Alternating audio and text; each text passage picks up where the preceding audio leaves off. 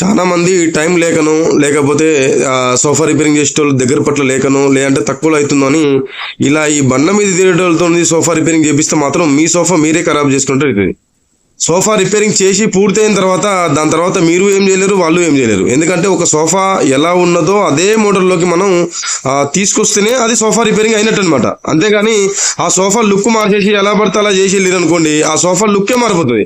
ఎవరైనా ఇంటికి వచ్చి చూసినా గలీజ్గా పడుతుంది. మనకు కూడా అరే ఇంత ముందులో ఉన్నట్టు సోఫా ఇప్పుడు లేదే అన్నట్టు మీకు కూడా అనిపిస్తుంది అనమాట. ఎందుకంటే చేసిన తర్వాత ఎవరు ఏం చేయలేరు. అందుకనే ఒక సోఫా రిపేరింగ్ చేయించుకునేటప్పుడు ఒకటికి 2 సార్లు ఆలోచించుకొని మంచి వాళ్ళకి ఇచ్చి చేయించుకుంటే ఆ సోఫా లుక్ పరంగా ప్లస్ క్వాలిటీ పరంగా కూడా మంచిగా అవుతుంది అనమాట. ఈ రోజు ఒక సోఫా మేము రిపేరింగ్ చేయడం జరిగింది. ఇది తెల్లాపూర్ దగ్గర అయితే ఈ సోఫా రిపేరింగ్ అయితే చేయడం జరిగింది అనమాట. మీ దగ్గర కూడా ఎలాంటి సోఫా సంబంధించిన వర్క్ ఉన్నా మమ్మల్ని కాంటాక్ట్ అయితే అవ్వండి.